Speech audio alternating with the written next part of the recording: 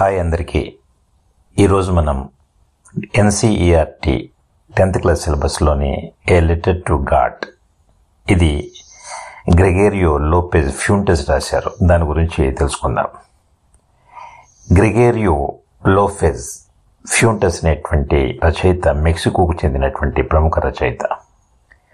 ఇతను గ్రామీణ జీవితాన్ని, తర్వాత సామాన్యుల కష్టాలను చక్కగా చిత్రించేవాడు.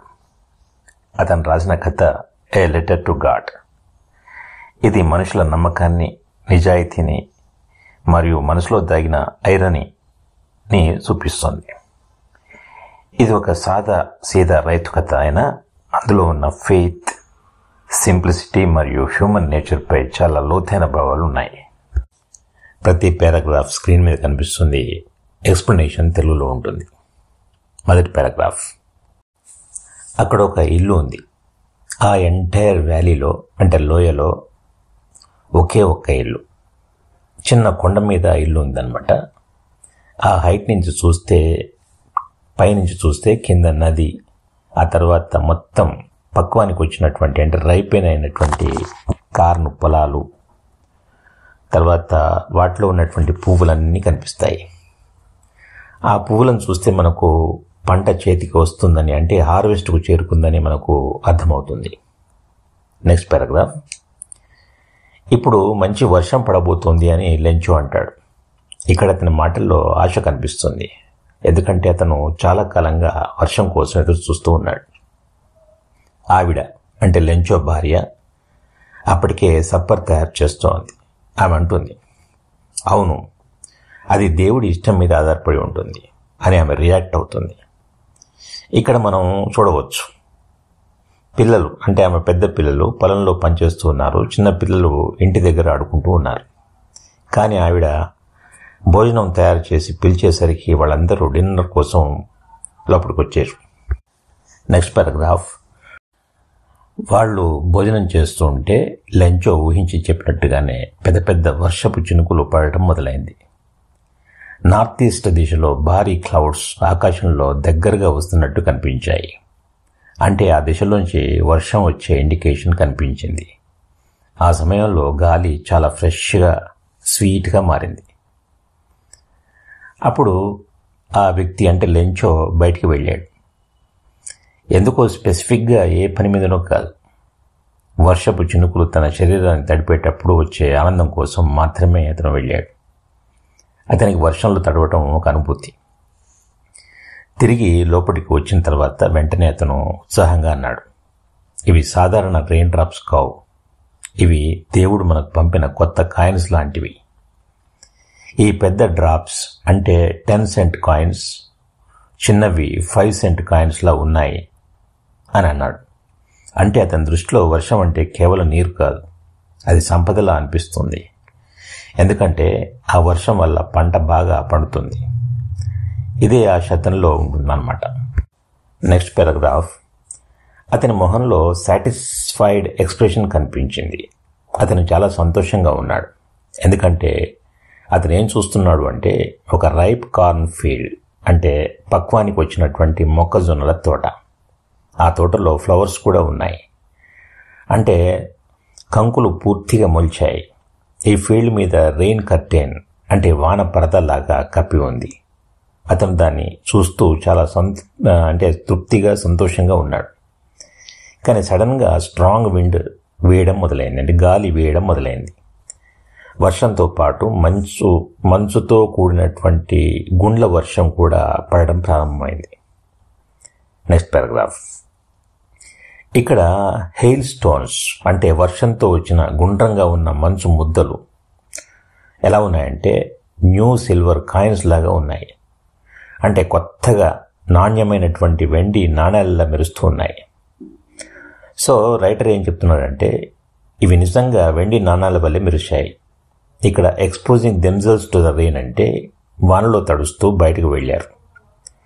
ఫ్రోజన్ పర్ల్స్ కోసం, అంటే కొత్త వెండి నాణాలలాగా గుండ్రంగా ఉన్న మంచు ముద్దల కోసం వాటిని కలెక్ట్ చేయడానికి బయటికి పరిగెత్తారు. ఆ తర్వాత పారాగ్రాఫ్.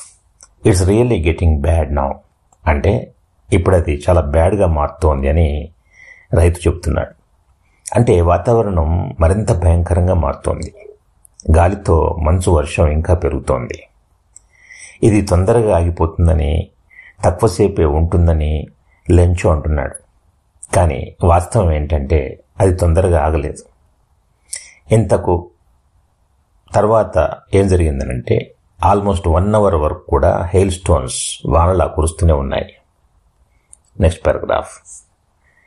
ఇప్పుడు ఫీల్డ్ మొత్తం కూడా వైట్గా అయిపోయింది, తెల్లగా ఉంది. ఎలా ఉందంటే సాల్ట్తో పూర్తిగా కప్పబడినట్టు. అంటే అన్ని హెయిల్ స్టోన్స్ వల్ల తోట మీద తెల్లటి మంచు ముద్దలే కనిపిస్తున్నాయి. ఒక్క ఆకు కూడా చెట్టు మీద కనపడట్లేదు. అంటే గాలి, మంచు, వాన అంత బలంగా ఉంది.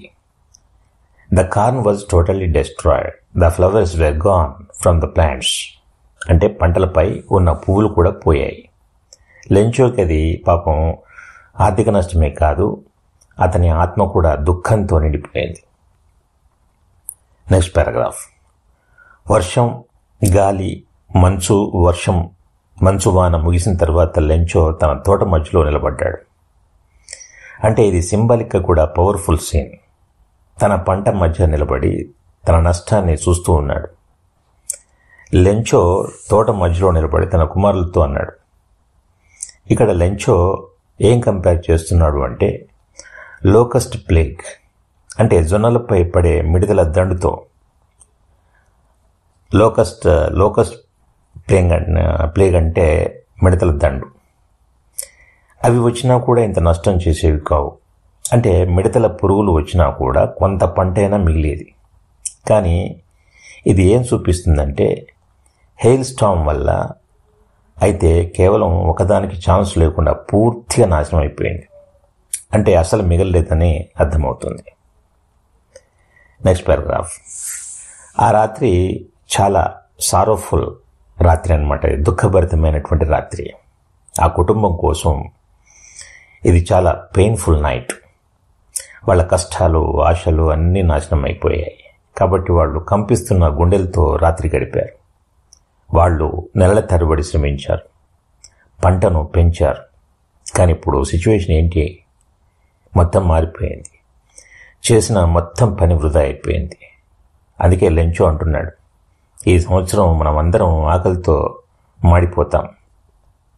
ఆర్థిక నష్టం ఒకటే కాదు, ఆహారం కూడా లేకుండా ఉండే పరిస్థితికి వచ్చామని లెంచో బాధతో అంటున్నాడు. Next paragraph. ఇక్కడ సాలిటరీ హౌస్ అంటే ఒంటరిగా ఉన్న ఇల్లు. ఈ కుటుంబం లోయ మధ్యలో ఒంటరిగా ఉన్న ఒకే ఒక్క ఇల్లు. There was a single hope, help from God. అంటే ఎంత నష్టం వచ్చినా వాళ్ళకి ఒకే ఒక ఆశ ఉంది, దేవుడి సహాయం.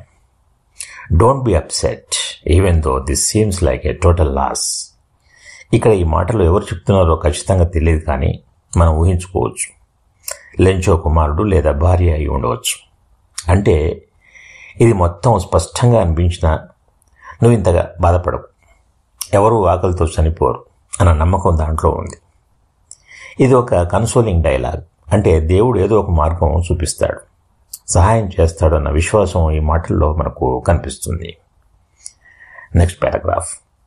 రాత్రంతా లెంచో ఒకటే ఆలోచించాడు, హెల్ప్ ఆఫ్ గాడ్ గురించి. ఎందుకంటే చిన్నప్పటి నుంచి అతనికి ఏం చెప్పబడింది? దేవుని కళ్ళు అన్నిటినీ చూస్తుంటాయి, మన మనసులో, మన కాన్షియస్లో ఉండే అంతరంగమైనటువంటి భావాలు కూడా.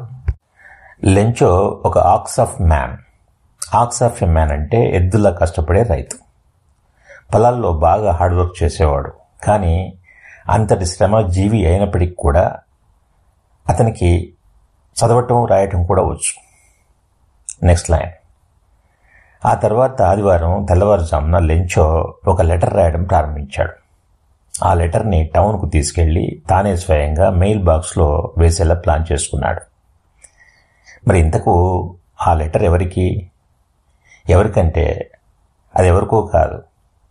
ఇంకోటి ఏంటంటే అది మామూలు లెటర్ కాదు, అది ఏ లెటర్ టు గాడ్. ఇది అతని నమ్మకం ఎంత బలంగా ఉందో చూపిస్తుంది. అంటే అతను డైరెక్ట్గా గాడ్కే లెటర్ రాస్తున్నాడు. అతను ఇలా రాశాడు, గాడ్, అని లెంచో రాయడం మొదలెట్టాడు. If you don't help me, అంటే ఈ సంవత్సరం నువ్వు హెల్ప్ చేయకపోతే నేను, నా ఫ్యామిలీ మేమంతా ఆకలితో మాడిపోతాం.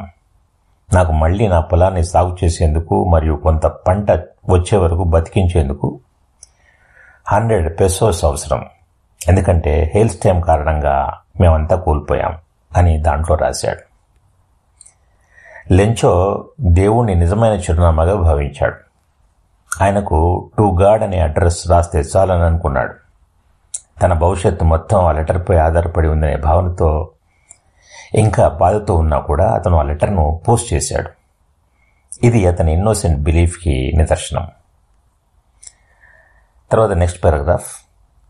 అందులో ఒక ఉద్యోగి, అతను ఒక పోస్ట్ మ్యాన్గా పనిచేస్తూ పోస్ట్ ఆఫీస్లో సహాయంగా ఉన్నవాడనమాట, ఒక్కసారిగా ఆ లెటర్ చూసి గట్టిగా నవ్వుకుంటూ ఆ లెటర్ని తన బాస్కి చూపించేందుకు వెళ్ళాడు.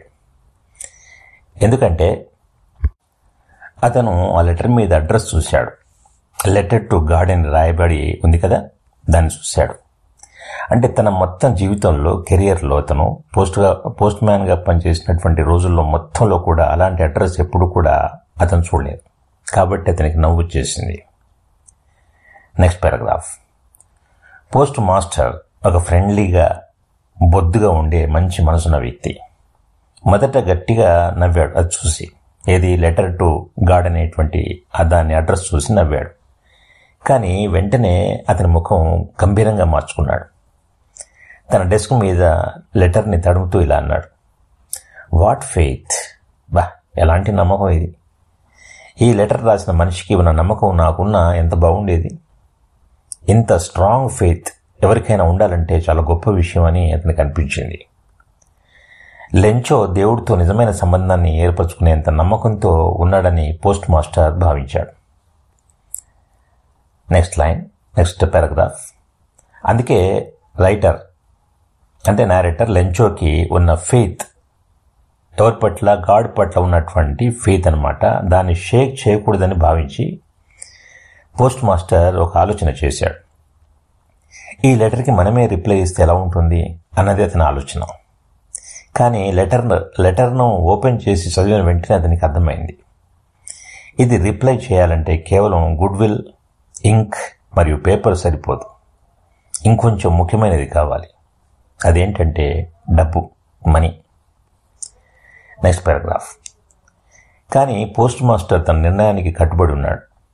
తన ఎంప్లాయీస్ వద్ద అందరి దగ్గర డబ్బు అడిగాడు. తాను కూడా తన శాలరీలో కొంత భాగం ఇచ్చాడు.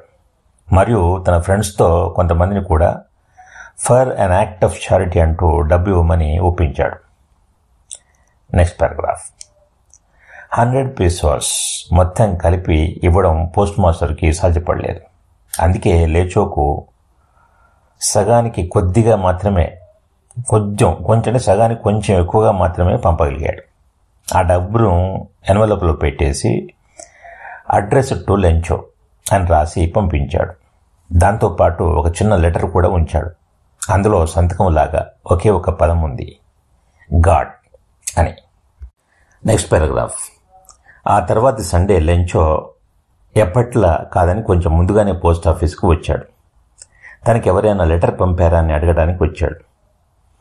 అప్పుడు ఆ లెటర్ను అతనికి ఇచ్చింది అదే పోస్ట్ మ్యాన్. అయితే ఆ సన్నివేశాన్ని లోపటి నుంచి అంతులేని కంటెంట్మెంట్ అంటే సంతృప్తితో చూస్తూ ఉండిపోయాడు పోస్ట్ మాస్టర్. తాను ఒక మంచి పని చేసిన వాళ్ళలాగా చూస్తూ ఉండిపోయాడు. Next paragraph. లెంచో డబ్బు చూసినప్పుడు అతని మొహంలో కొంచెం కూడా సర్ప్రైజ్ లేదు. అంతటి కాన్ఫిడెన్స్ అతనికి గాడ్ మీద ఉంది. కానీ డబ్బు లెక్క పెట్టిన వెంటనే అతను కోపంగా అయిపోయాడు, అంటే యాంగ్రీగా మారిపోయాడు. ఎందుకంటే దేవుడు ఎప్పుడు తప్పు చేయడని తనకు తెలుసు. తాను అడిగినంత మొత్తం ఇవ్వకుండా డినై చేయడము ఇంపాసిబుల్ అనే నమ్మకం లెంచోకి ఉంది. Next paragraph. వెంటనే లెంచో విండో దగ్గరికి వెళ్ళి పేపర్ మరియు ఇంకు కావాలని అడిగాడు. అక్కడ ఉన్న పబ్లిక్ రైటింగ్ టేబుల్ మీద కూర్చుని రాయడం ప్రారంభించాడు. ఎందుకంటే తన ఐడియాస్ను చెప్పాలంటే చెప్పదగిన విధంగా అతను నుదురు చిట్లిస్తూ రాస్తూ ఉన్నాడు. Next paragraph. లెటర్ రాయడం ఫినిష్ అయిపోగానే అతను పోస్ట్ ఆఫీస్ విండో వద్దకు వెళ్ళి ఒక స్టాంప్ అతికించి మెయిల్ బాక్స్లో వేశాడు. ఆ లెటర్ మెయిల్ బాక్స్లో పడిపోగానే వెంటనే పోస్ట్ మాస్టర్ అక్కడికి వెళ్ళి దాన్ని ఓపెన్ చేసి చదివాడు. Next paragraph. ఆ లెటర్లో ఇలా ఉంది. గాడ్, నేను నీకు అడిగిన డబ్బుల్లో కేవలం 70 pesos మాత్రమే నాకు వచ్చాయి. మిగతావి కూడా పంపించు, ఎందుకంటే నాకు అవి చాలా అవసరం. కానీ దయచేసి ఈసారి మెయిల్ ద్వారా పంపించకు, ఎందుకంటే ఈ పోస్ట్ ఆఫీస్ ఎంప్లాయీస్ అంతా కూడా ఏ బంచ్ ఆఫ్ క్రూక్స్, అంటే మోసగాళ్ళు అని రాసి కింద లెంచో అని సంతకం చేశాడు. లెంచోకి తన నమ్మకానికి తగ్గ ఫలితం రాలేదని అనిపించింది. అతనికి దేవుడు తప్పకుండా మొత్తం పంపిస్తాడనే నమ్మకం ఉంది. కానీ మధ్యలో పోస్ట్ ఆఫీస్ వాళ్లే డబ్బు మాయం చేశారని చెప్పి అనుకుంటున్నాడు. లెంచోకి దేవుడి పైన నమ్మకం విపరీతం. కానీ ఆ నమ్మకాన్ని నిలబెట్టి ఆ మనుషుల ప్రేమ అతనికి కనిపించలేదు. ఇది the content of the story.